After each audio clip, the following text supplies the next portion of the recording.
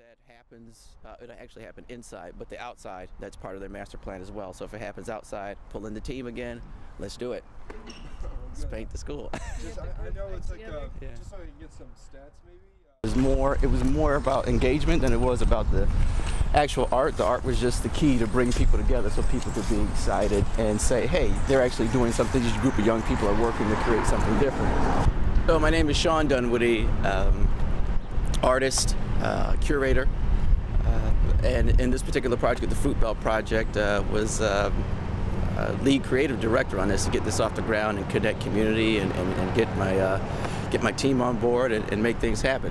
The Fruit Belt Project began in early May of 2015. Well, it actually began 8 months before that because I had to go out, interview, talk to residents, get the okay to paint the building, get the paint. So there was a lot of legwork prior to that, but it continued on until May of 2016, and it still continues. This May, we actually went to Brazil. We took the Fruit Belt Project to Brazil, and we actually painted murals in Brazil. That's before I ever knew what he was, if he was an artist or not. He was putting his feet in people's faces, Captain Sunfish. But we met when I was started 10th grade year, and he came into my class and pitched an idea for the Fruit Belt Project.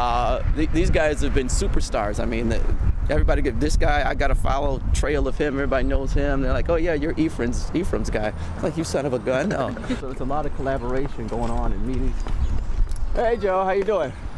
All right. Hey. Here's a process of how art can be a bit stronger than just a piece of art. So from building community connections, to painting the buildings, to working alongside agencies like Food Link, working with RIT to create neighborhood posters which we're putting up, working alongside College Club to produce a seltzer, which then led us to listening to community wanting a garden.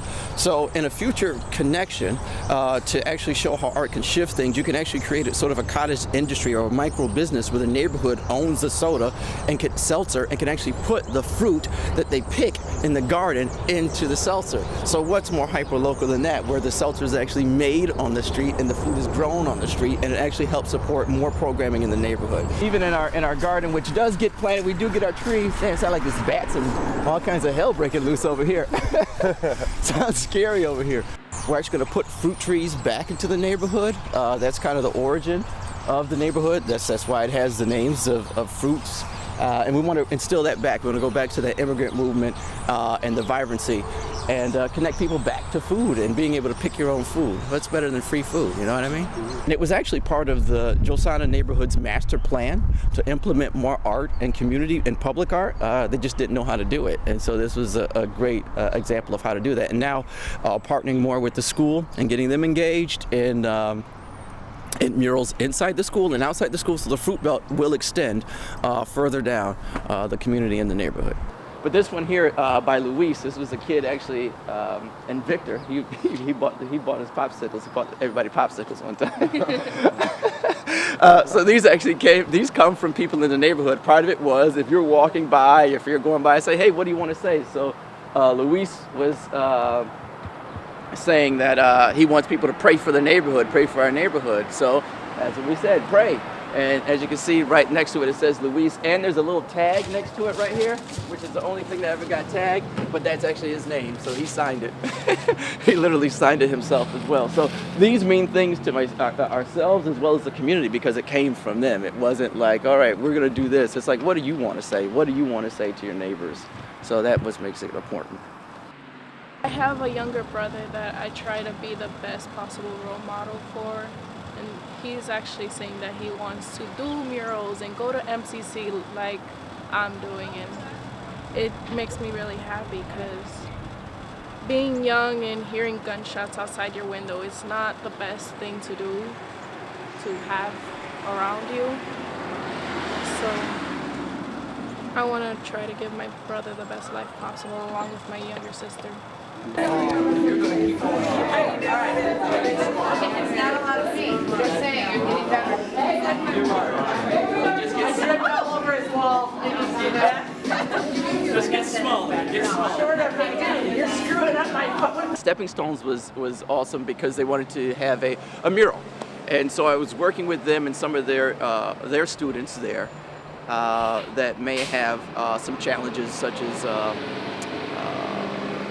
autism or various other things like that. So working with their student population and creating this word to live by. So it's about you are super, and it's for their school-age children, school-age students, and it's about engaging them. Just yesterday, I had a great group. This one kid, Troy, that's his name, Troy. He was painting with his headphones on and his iPad and just slapping the paint. It was just amazing.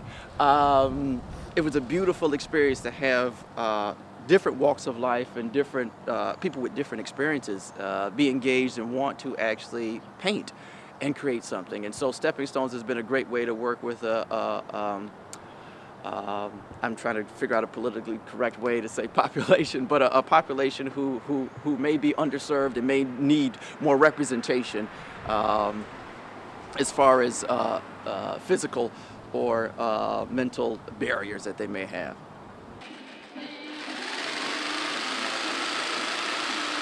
There was a lot of fundraising and talking to people and telling people about the project, because now that people understand it, now people are like, oh yeah, the Football Project, what's next with that? What else is going on? But initially trying to get people engaged, both physically and financially, was hard, because it's like, what are you gonna do? What is this about? I don't understand what it is. It doesn't make any sense. Pretty much what it is. It's like, how do you explain this?